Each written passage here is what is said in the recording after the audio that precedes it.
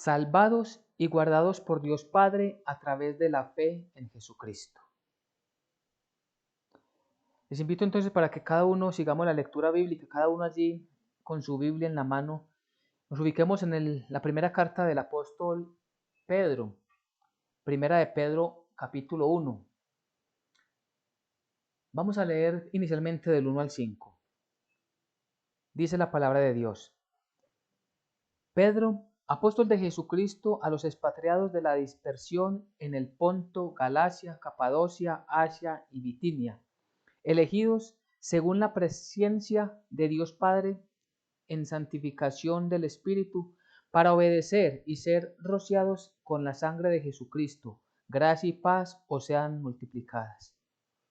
Bendito el Dios y Padre de nuestro Señor Jesucristo, que según su grande misericordia nos hizo renacer para una esperanza viva por la resurrección de Jesucristo de los muertos, para una herencia incorruptible, incontaminada e inmarcesible, reservada en los cielos para vosotros, que sois guardados por el poder de Dios mediante la fe, para alcanzar la salvación que está preparada para ser manifestada en el tiempo postrero.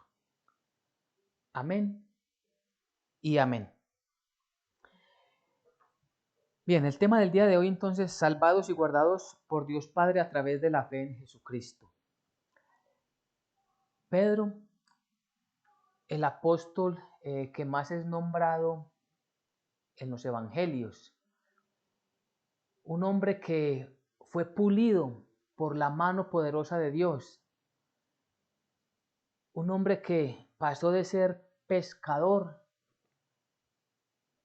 a ser apóstol del Maestro, del más grande de todos, Jesucristo nuestro Señor.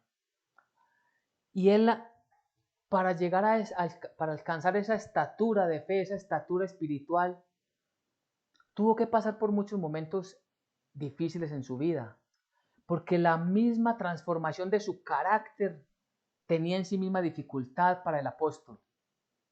Esa transformación le generaba a él de ser una persona muy impulsiva y, dicen algunos, muy llevada de su parecer a ser sumiso a la palabra de Dios, al mensaje de Jesucristo, para poder comprender cuál era el propósito, primero el propósito que tuvo Dios Padre para enviar a Jesucristo su Hijo a la tierra y a morir en una cruenta cruz. Y segundo, el propósito que tenía Dios para con el mismo Pedro, para que él fuera un predicador, un maestro, un apóstol, un discípulo que es enviado a las naciones a enseñar el Evangelio. Y entonces él se encuentra ahora enviándole una carta a los expatriados de la dispersión. Vemos en el versículo 1. Pedro, apóstol de Jesucristo, a los expatriados de la dispersión en el Ponto, Galacia, Capadocia, Asia y Bitinia. Y es muy importante esta carta y el mensaje que Dios les está mandando a través de Pedro, el apóstol, a estas comunidades, en estas ciudades, en estos países donde se encontraban, porque ellos habían salido huyendo de Jerusalén, de Judá. Y salieron huyendo, ¿por qué? Por causa del Evangelio. Porque todo aquel que confesara la fe en Jesucristo era perseguido y podía ser encarcelado, incluso le podían quitar la vida, lo podían matar. Y por causa de esto ellos tenían dos opciones: o negar la fe de Jesucristo, o estar con una fe por allá como apaciguada, como escondida, y entonces de esta manera evitar la persecución, o ser abiertos en su fe, declararla públicamente, y aunque les costase a ellos tener que dejar todos sus bienes, sus casas, huir a otras ciudades o a otros países, permanecer fieles a la fe de Jesucristo. Y ellos, todos los de estas iglesias, estas comunidades, tomaron la segunda opción, pero la primera delante de Dios, y es estar firmes delante del Señor. Porque a través de esto, a través de estos expatriados, es decir, de la huida que tuvieron que tener ellos, con ellos iba el Evangelio, con ellos iba la enseñanza, con ellos iba el Espíritu de Dios, con ellos iba la palabra santa. Y esto lo que produjo fue que más gentes conocieran la verdad, que más gentes recibieran el Evangelio de la salvación. Y entonces es importante, ¿por qué? Porque Dios se vale de situaciones como estas que de momento son difíciles para los creyentes, pero que en la soberanía de Dios hay un propósito para bendecir a otras personas, a otras familias. El mismo Señor Jesucristo, pensemos en Él. Cuando muere en la cruz, para muchos, incluso un líder religioso o el principal de los líderes religiosos dijo alguna vez que Jesucristo había fracasado en la cruz. Eso es desconocer plenamente el Evangelio, porque allí se manifestó la victoria de Cristo Jesús y fue tanto que por eso resucitó, porque venció, porque cumplió con todo lo que el Señor, Padre del Dios Padre, le había encomendado. Todo se ha consumado, todo se ha cumplido. Fueron de las últimas palabras de nuestro Señor en la cruz. Y entonces, aunque para muchos parecía que todo había terminado, que había sido un fracaso, repito, como dicen algunos, que había sido un fracaso, no entendían que allí estaba el propósito y estaba la salvación de cada uno de nosotros en esa cruz. Él pagó por nuestros pecados. Dios Padre lo mandó a morir en la cruenta cruz para rescatarnos a nosotros. Entonces nosotros podemos mirar que hay situaciones que para nosotros son adversas, que nosotros no la comprendemos, y si nosotros nos estamos esforzando en obedecer a Dios, en seguir su palabra, en mantener firme nuestra fe, podríamos preguntarnos, pero ¿por qué me están sucediendo estas cosas contrarias? ¿Por qué unas cosas no me están saliendo como yo las esperaría? ¿Por qué si me estoy esforzando en apartarme del pecado, de los vicios, de los malos hábitos? Pues déjeme decirle que Dios sigue teniendo el control de nosotros, de nuestras vidas y de lo que está sucediendo. Y a nosotros nos corresponde es enaltecer, glorificar a nuestro Dios a través de la paciencia, de tener una humildad que sea resaltable, visible, de tal manera que esperamos lo que Dios está haciendo o va a hacer en cada uno de nosotros. Y esto es bien interesante para cada uno de nosotros, porque sabemos que todo es un propósito de Dios. De hecho, Dios nos eligió a nosotros, dice el versículo 2, elegidos según la presencia de Dios Padre en santificación del Espíritu, para obedecer y ser rociados con la sangre de Jesucristo. Gracia y paz os sean multiplicadas. Allí, elegidos según la presencia de Dios Padre. ¿Qué significa la presencia? La presencia es el conocimiento anticipado de las cosas que tiene Dios. Dios sabe absolutamente todas las cosas que pasaron, las presentes y las que han de venir. Desde antes de los tiempos, desde antes que el mundo fuese creado, Dios ya lo conocía todo. Pero también esta palabra presencia significa que Dios ha planeado todo desde antes de los tiempos.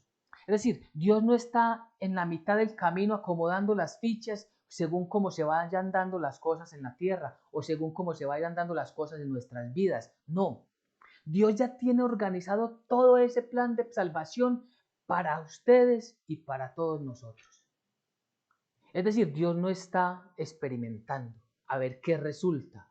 No, Dios sabe plenamente todo lo que ha de suceder. Y por eso dice elegidos según la presencia de Dios. Y este término elegidos es bien importante que lo tengamos presente. Porque es Dios el que nos ha elegido a nosotros. Dios es el que nos ha llamado a nosotros. Dios es el que nos escogió, no nosotros a Él. Dios es el que ha venido por gracia y misericordia a nuestras vidas. La elección soberana, como lo conocemos en los estudios bíblicos, la elección soberana es exactamente eso, es una determinación completamente soberana de Dios para que, por la cual Él decidió, sin nosotros tener mérito alguno, escogernos para ser parte de su reino, escogernos para ser parte de su iglesia, escogernos, ¿para qué? Para que nosotros recibamos la fe en Jesucristo. ¿Qué vio Dios en nosotros? ¿Qué había en nosotros? ¿Acaso había en nosotros algo mejor que en el resto de la sociedad, que en el resto de la humanidad? Con toda certeza y seguridad tenemos que decir no. No hay nada absolutamente, ni hubo nada distinto en nosotros para que Dios nos escogiera a nosotros y no a otras personas. Es una elección soberana de Dios y por eso es que es un regalo, es una salvación por gracia. Y en esto hay un propósito, porque nosotros que hemos sido elegidos por Dios el Padre de nuestro Señor Jesucristo, nosotros que hemos sido llamados por Él, tenemos que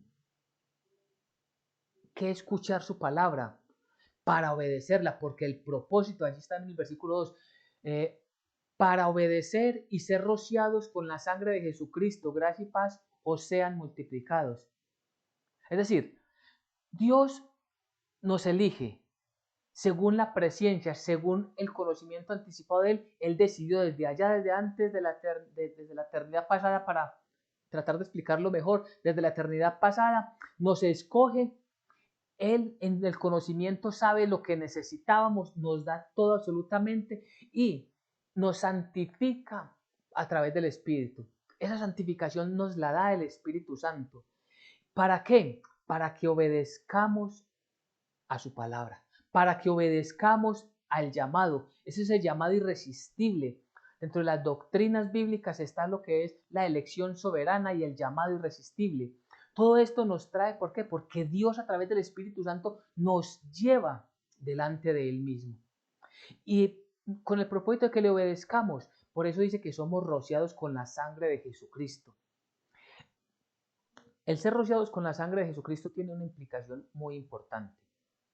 Y es que desde el Antiguo Testamento, Éxodo, Levítico, nos enseña cómo Moisés o en qué evento se manifiesta el rocío de la sangre. En una ocasión, cuando el pueblo escucha la palabra, los mandamientos que Dios le había dado a Israel a través de Moisés, y el pueblo se compromete a obedecer lo que Dios había mandado. Entonces Moisés, a través de un sacrificio, toma la sangre de un cordero sin culpa. ¿Para qué?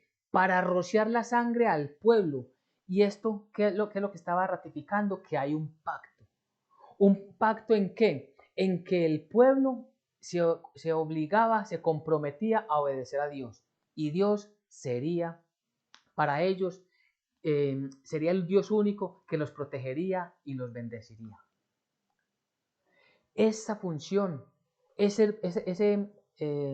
distinción de la sangre es el pacto que había, repito, entre Israel y el Dios Padre.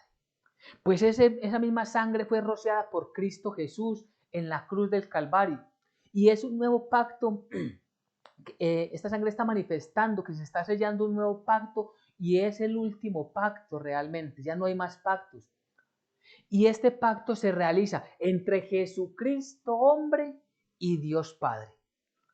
Porque Jesucristo allí está, en la cruz del Calvario, Él pagando y representando a toda la humanidad. Y como nos está representando, está llevando todos nuestros pecados. Pero al derramar su sangre, este es el nuevo pacto. Con esto queda sellado realmente. Y por eso es nuestra salvación. Al ser nosotros rociados con la sangre de Jesucristo, hemos sido limpiados, hemos sido purificados. Y es la misma sangre la que testifica que nosotros estamos allí y pertenecemos gracias a Jesucristo al reino de los cielos. Entonces miremos cómo Dios nos ha elegido para tan grande bendición. Pero no podemos olvidar, para obedecer a Él, al Dios Todopoderoso, al Soberano. Y por eso Pedro, aquí en estos primeros 3 versículos, principalmente en el versículo 3, hace una adoración, una exaltación, una proclamación de gratitud. Bendito el Dios y Padre de nuestro Señor Jesucristo, que según su grande misericordia nos hizo renacer para una esperanza viva por la resurrección de Jesucristo de los muertos. Es decir, cuando uno dice bendito el Dios y Padre de nuestro Señor Jesucristo, tiene un completo entendimiento en el corazón de la obra que Dios hizo por cada uno de nosotros, al habernos elegido, al habernos santificado por el Espíritu, al habernos rociado con la sangre de Jesús. Todo esto lleva a una exaltación, a una gratitud, a una adoración. Como decíamos en la canción inicial, aleluya. Es una adoración, pero con entendimiento. Es una adoración, pero que las palabras están llenas de gratitud. Y hay un entendimiento de esa obra perfecta y santa que Jesucristo hizo por nosotros. Por eso dice que según su grande misericordia nos hizo renacer. Esa misericordia. Y lo repetimos nuevamente, ¿qué es misericordia? ¿Y qué es gracia? Gracia es un regalo inmerecido. Y misericordia es que Dios no nos da lo que sí merecemos. ¿Qué merecemos? El castigo, la muerte eterna, la separación total de nosotros, estar separados totalmente de nuestro Dios eternamente. Eso es lo que merecemos. Pero por misericordia Dios no nos da eso. Y más bien, por gracia nos regala, o sea, el favor inmerecido nos regala la salvación. Aquí es importante que miremos, todo es obra de Dios. En el plan de salvación, todo es obra de Dios. Tristemente, lo único que aportamos nosotros fue el pecado. Fue la destrucción de la comunión de nosotros mismos con el Dios Todopoderoso a través de la desobediencia. Es decir, estábamos alejados, separados, destituidos totalmente de la gloria de Dios. Pero por su misericordia dice que nos hizo renacer. Y aquí viene la palabra que hemos mencionado anteriormente, que es el nuevo nacimiento. El nuevo nacimiento es que nosotros antes éramos pecadores, llevados de nuestro parecer, siempre avanzando hacia la oscuridad. Y ahora Dios, a través de la muerte en Jesucristo, rociándonos con la sangre de Jesús, purificándonos, nos hace renacer, es decir, nos da una nueva vida, pero ahora sustentada y sujetada en Cristo Jesús. Él nos hizo renacer para una esperanza viva. ¿Y cuál es esa esperanza viva? Mire, cuando estábamos en pecados, queríamos conquistar el mundo. Queríamos estar y ser los mejores y los primeros en el mundo. Queríamos satisfacer todos los deseos de nuestra carne. Estar en cuanto vicio y desorden de vida existía, dándole rienda suelta a nuestros intereses. Con eso estábamos allí encadenándonos al mundo. Ahora que Dios nos ha hecho renacer a una esperanza, para una esperanza viva, ¿qué significa? Que nuestra esperanza ya no está en las cosas de este mundo, sino en el reino venidero. Que nuestra esperanza está en lo que ha de venir cuando Jesucristo se manifieste por segunda vez. Este renacer a esa esperanza viva es que nuestra manera de vivir es totalmente distinta, nuestros deseos incluso van cambiando en ese proceso de regeneración. Cuando nosotros estábamos sin Cristo Jesús, nos deleitábamos en el pecado. Ahora que estamos en Cristo Jesús, aborrecemos el pecado, no queremos compartir el pecado, no queremos vivir en medio del pecado. Tristemente, todavía en nuestra naturaleza caída, pecamos, pero inmediatamente nos arrepentimos, sentimos vergüenza, sentimos dolor delante de nuestro Dios, viene ese remordimiento por el Espíritu Santo que nos convence de pecado y volvemos delante del Señor en arrepentimiento suplicando perdón. Y todo esto se da ¿por qué? por la resurrección de Jesucristo de los muertos. Si Jesucristo, el primero de la resurrección, el primogénito de la resurrección, si Él resucitó, nosotros los creyentes vamos a resucitar con Él. Es decir, con Él estaremos por siempre y esa es la esperanza viva. Que aunque nosotros estemos en muchas tribulaciones y dificultades, como lo estaban estas iglesias, que fueron las personas que fueron expatriadas en Ponto, Galacia, Capadocia, Asia y Bitinia y en muchos otros lugares del mundo, ellos lo que les estaba diciendo y mostrando, enseñando el apóstol Pedro era que para nosotros la esperanza no es vencer este mundo, no es triunfar en este mundo, sino lo que Cristo hizo por nosotros, la victoria que Él tuvo al vencer la muerte, y ya que Él resucitó, Él nos va a resucitar a nosotros también. Para Él, somos para Él.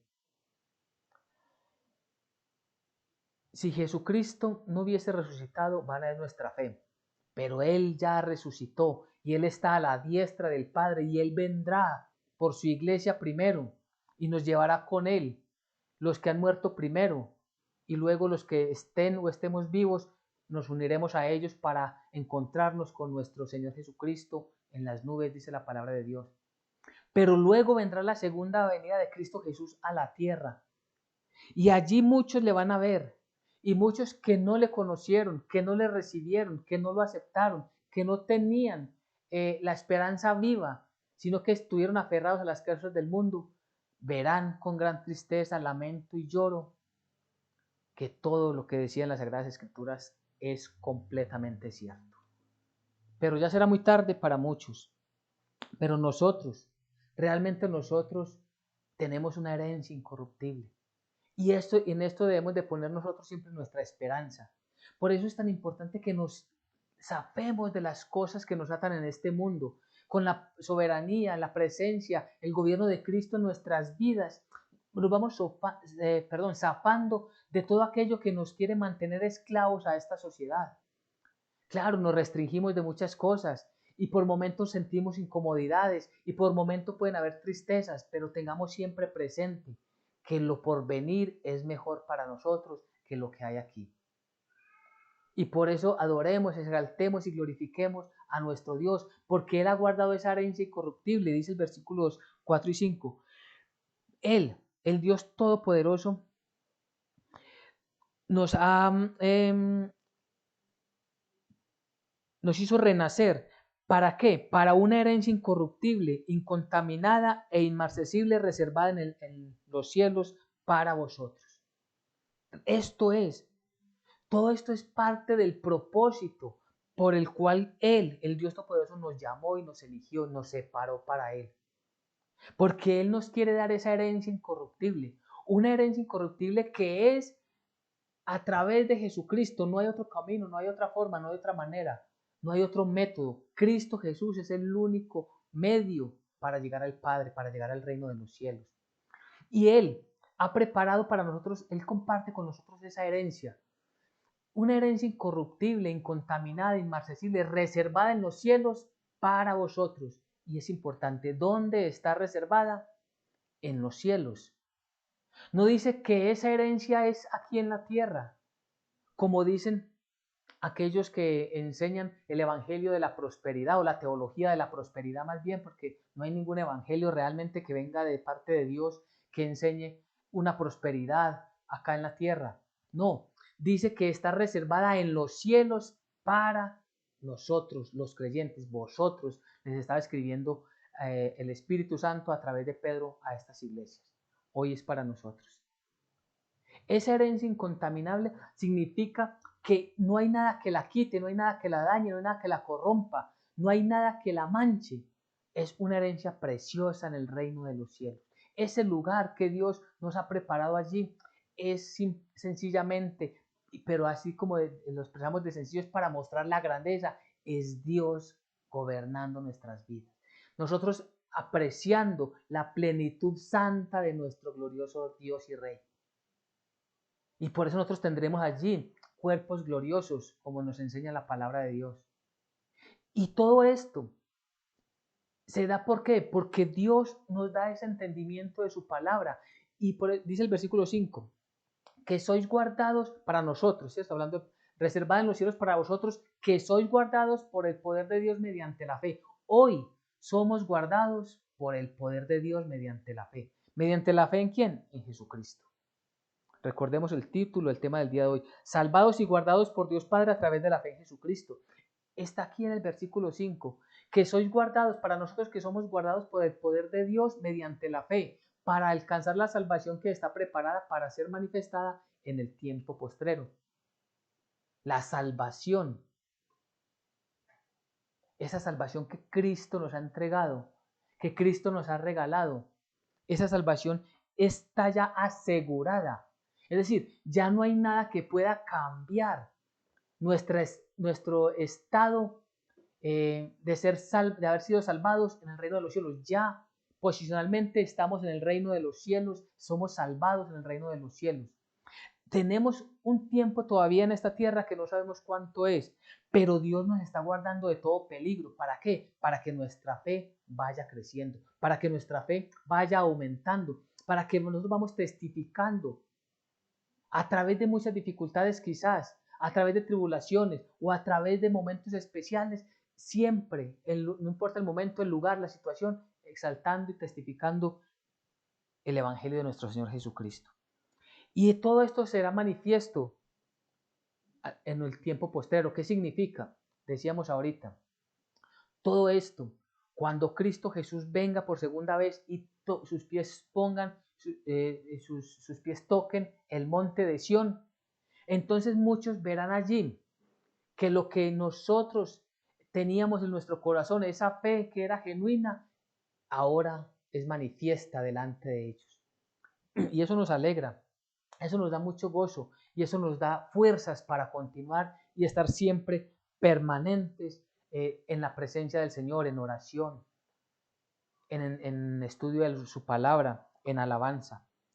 Y entonces, en ese tiempo postrero, nosotros vamos ¿a qué? A ver a nuestro Dios con nuestros propios ojos y estaremos junto a Él. Bendito sea el nombre de Dios que nos permite eso. Y nosotros nos alegramos, dice el versículo 6, en lo cual vosotros os alegráis, aunque ahora por un poco de tiempo, si es necesario, tengáis que ser afligidos en diversas pruebas, para que, sometida a prueba vuestra fe, mucho más preciosa que el oro, el cual, aunque perecedero, se prueba con fuego, sea hallada en alabanza y gloria y honra cuando sea manifestado Jesucristo, a quien amáis sin haber visto, en quien creyendo, aunque ahora no lo veáis, os alegréis con gozo inefable y glorioso, obteniendo el fin de nuestra fe, que es la salvación de vuestras almas. Amén y amén. Entonces dice que nosotros nos alegramos. Claro, nosotros estamos felices porque estamos totalmente seguros que lo mejor para nosotros está por venir en el reino de los cielos. Pero dice que aunque por poco tiempo, es decir, y es importante, cuando nosotros tomamos la decisión de mantenernos firmes en la fe en Jesucristo, vamos a sufrir aflicciones, vamos a tener pruebas, vamos a tener momentos de dificultades, de escasez o momentos en que podemos incluso tener miedo. Pero nuestra decisión debe ser como aquellos primeros discípulos, firmes en la fe. Es decir, no importa qué cosas se nos pierdan de este mundo, como ellos tuvieron que dejar todo en Jerusalén o en Judá, con tal de permanecer intacta o quedar ellos intactas, tener intacta la fe en Jesucristo. Es decir, estar ellos permanentemente adorando y glorificando a Dios a través de su palabra. Entonces, aunque hayan pruebas, aunque hayan dificultades, es necesario, porque miren, la persona que son, vamos a llamarlo de esta manera, mayores espiritualmente o han crecido más en la fe, esto se ha dado a través de las pruebas que han vivido. Cuando hay pruebas, eso le da que a la persona, le da un mayor entendimiento de la palabra de Dios. Esto le forma un carácter firme delante del Señor y expuesto en una posición en la cual puede testificar de una mejor manera el Evangelio de la salvación, el Evangelio de nuestro Señor y Salvador Jesucristo. Recordemos al apóstol Pablo. ¿Cuántas aflicciones sufrió el apóstol Pablo? Sufrió muchas aflicciones, fue apedreado, fue encarcelado, muchas veces lo arrastraron porque lo creyeron muerto fuera de la ciudad. Y sin embargo él decía que sentía gozo. Y de hecho nuestro Señor Jesucristo nos enseña en los evangelios. Dice que bienaventurados vosotros si por mi causa sois vituperados o sois perseguidos. Es decir, si las aflicciones vienen por causa de testificar el evangelio, sintámonos gozosos.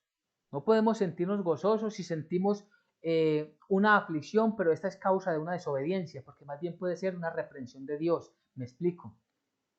Si estamos en desobediencia, estamos caminando en mentiras, en engaños, y viene el momento de aflicción, no podemos decir que estamos gozosos por esto que estamos pasando, no, porque es una reprensión que Dios nos puede estar mandando para corregir nuestro camino, porque estamos desatendiendo a su palabra y dando un mal testimonio. Pero si por causa del Evangelio sufrimos persecución, sufrimos aislamiento, sufrimos pérdidas, nosotros debemos de sentirnos gozosos porque es para la gloria de Dios. Y nosotros estamos llamados ¿a qué? A ser obedientes, a ser purificados. Y nosotros, dice el versículo 8,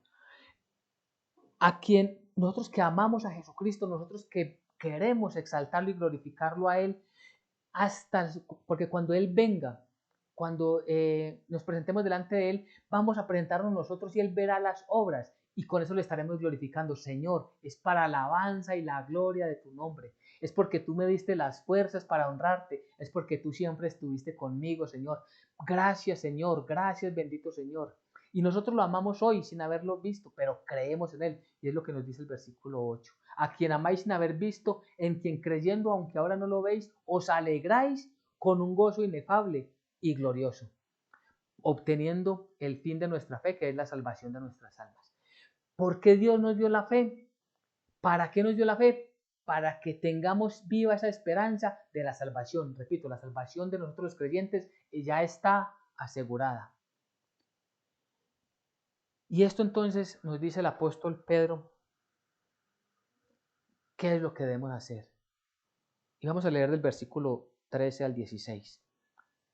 Por tanto, así que, ¿cierto? Por tanto, así que es como la conclusión, es a donde nos quiere llevar Él. Por tanto, ceñid los lomos de vuestro entendimiento, sed sobrios y esperad por completo en la gracia que se os traerá cuando Jesucristo sea manifestado.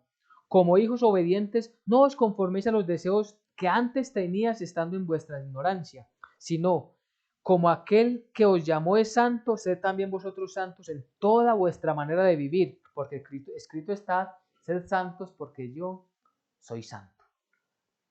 Entonces empezamos, dice el versículo 13, por tanto, ceñid vuestros lomos.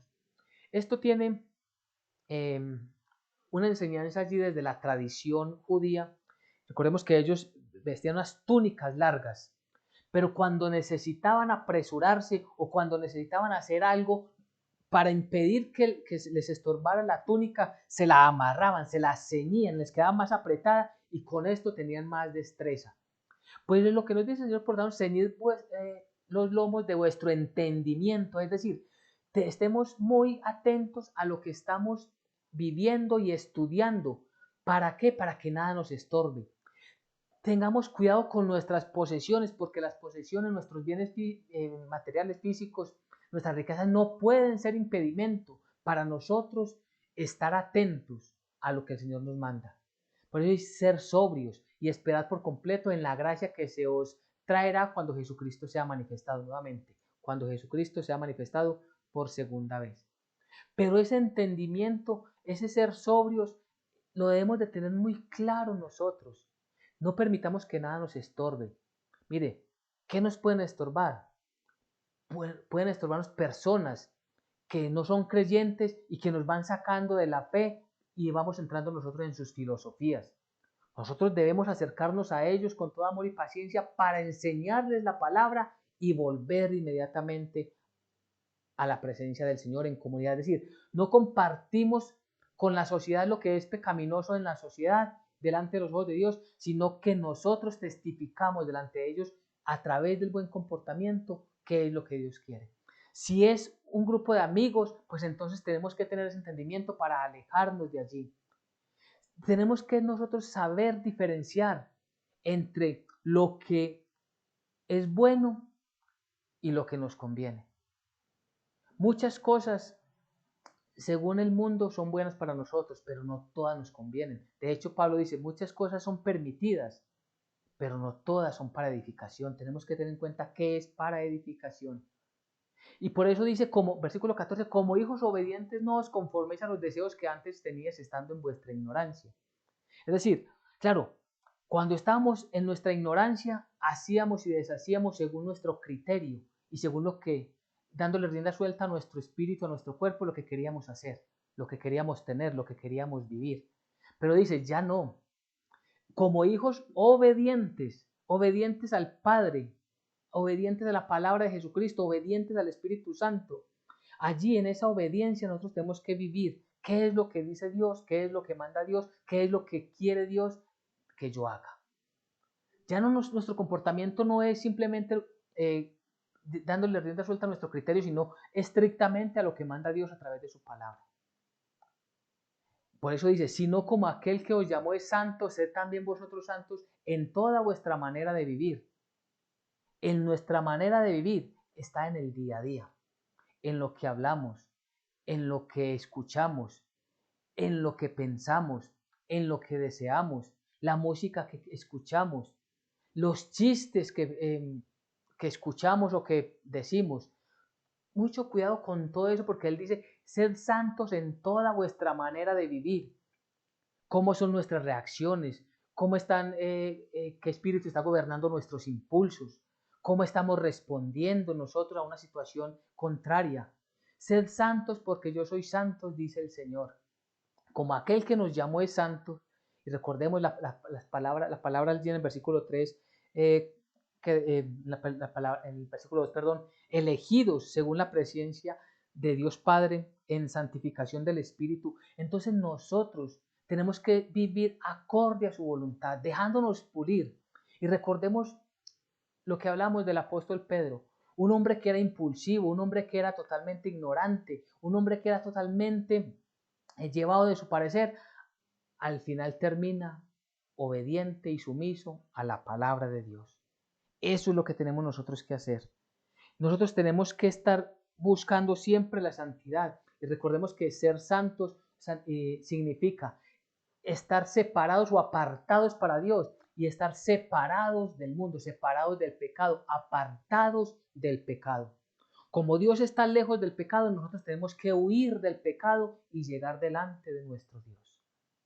Así que esta palabra que el Señor nos regala esta tarde, que es maravillosa, y a Él le glorificamos, le exaltamos, con mucha gratitud nos presentamos para adorarle por esta enseñanza del día de hoy.